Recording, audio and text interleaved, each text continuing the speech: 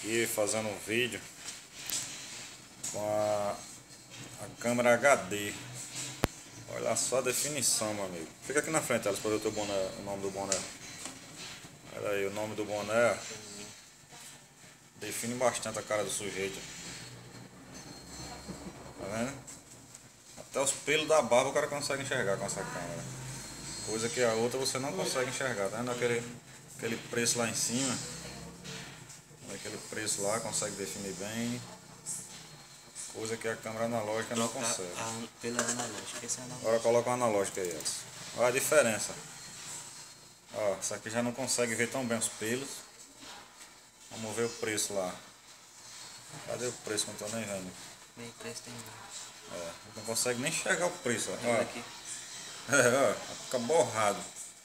Tá vendo? Agora bota na outra, Alice. A diferença. Ó, vê certinho o valor do preço. Cadê o preço? Então, você tá na frente aqui, né? Deixa que a gente ver o preço aqui. Não tem mais gente ver. Você botou em outra câmera.